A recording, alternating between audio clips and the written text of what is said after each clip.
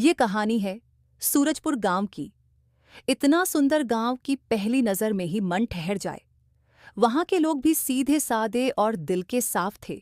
लेकिन उस गांव में एक पुरानी हवेली थी जिसके पास जाने से हर कोई बचता था, क्योंकि कहा जाता था वहां कोई रहता है। एक दिन अचानक तेज बारिश शुरू हो गई। जल्दी चलना मोहन, आ रहा हूं, पर तू इस तरफ क्यों ले जा रहा है? अरे यही छोटा रास्ता है। लेकिन जैसे ही दोनों हवेली के पास पहुंचे, ओले गिरने लगे। सिर फटने जैसा दर्द होने लगा। कहीं छुपना पड़ेगा। अरे सामने हवेली है, वहीं चलते हैं। नहीं, वहां मत जा। पर मोहन अंदर भाग गया। राकेश भी मजबूरी में उसके पीछे चला गया। हवेली पुरानी थी, मगर टूटी फूटी नहीं, बल्कि अजीब तरह से मजबूत और डरावनी। तभी उन्हें लगा जैसे कोई फुसफुसा रहा हो। कौन आया? कौन आया? दोनों ने मुड़कर देखा। कोने में एक सफेद बालों वाली बूढ़ी औरत बैठी थी। कुछ बड़बड़ा रही थी। दोनों डर से कांप उठे और बिना पीछे देखे भाग निकले। कुछ दिनों बाद गांव में 4 नए लोग आए। अजय, उसकी पत्नी निशा और उसके 2 दोस्त करण और दीपक। हम यहाँ अपनी हवेली देखने आए हैं, अजय ने कहा। वो जो पुराने पीपल के पास है, हमारे दादा की थी। गांव वाले चौंक गए। मुखिया बोला, बेटा वो हवेली आज भी डर का कारण है। वहां एक औरत दिखती है, कोई नहीं जानता इंसान है या कुछ और। अजय हंस पड़ा। अगर भूत होता तो अब तक किसी ने वीडियो बना लिया होता। हम आज ही जाकर देखेंगे। चारों हवेली पहुंचे। अंदर सब कुछ अजीब तरह से साफ और चमकदार था, जैसे समय ने उसे छुआ ही न हो। तभी एक ठंडी हवा का झोंका आया। अजीब जगह है, निशा बोली। अचानक अंधेरे कोने में वही बूढ़ी औरत दिखी। तुम लोग यहाँ क्यों आए हो? उसने कांपती आवाज में पूछा। अजय बोला, ये हवेली हमारी है, हम इसे बेचना चाहते हैं। औरत मुस्कुराई। बेचना? यहां तो मेरा खजाना है, मैं उसकी रखवाली कर रही हूं। खजाना? चारों की आंखों में चमक आ गई। औरत बोली, बहुत साल पहले छुपाया था, पर अब याद नहीं कहाँ। बस फिर क्या था? चारों ने हवेली का कोना कोना छान मारा। घंटों खोजते रहे, कुछ नहीं मिला। अगले दिन वे गांव वालों को साथ लेकर आए।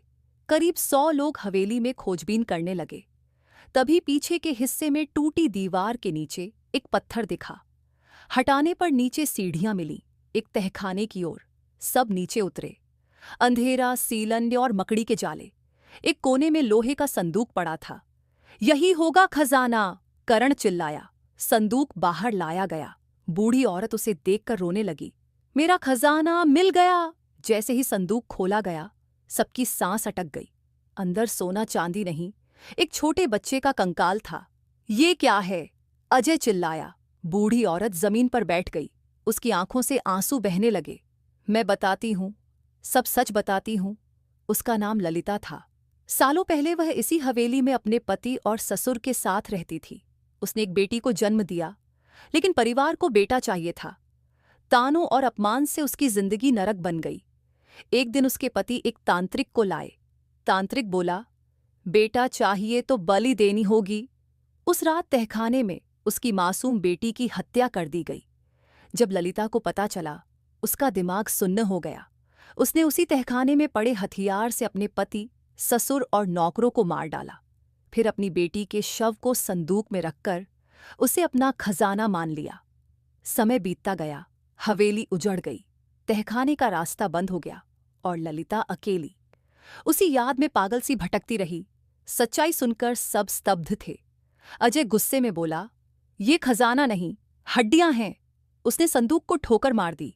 ललिता चीख उठी, ये मेरी बेटी है। वह संदूक लेकर अंदर भागी। अचानक हवेली में अजीब घटनाएं होने लगीं। फर्श धंसना, दरवाजे बंद होना, चूहे निकलना। लोग डर गए। तभी गांव वाले और पुलिस आ गई। जांच में पता चला, अजय और उसके साथी हवेली के असली मालिक नहीं थे। वे कब्जा कर उसे विदेशियों को बेचने की योजना बना रहे थे। चारों गिरफ्तार हो गए। गांव वालों ने बच्ची का विधि विधान से अंतिम संस्कार किया। ललिता रोती रही। सालों का दर्द बह निकला। उसे इलाज के लिए मानसिक अस्पताल भेज दिया गया। कुछ महीनों बाद गांव वालों ने फैसला लिया, हवेली अब डर की जगह नहीं बनेगी, वहां एक स्कूल बनेगा।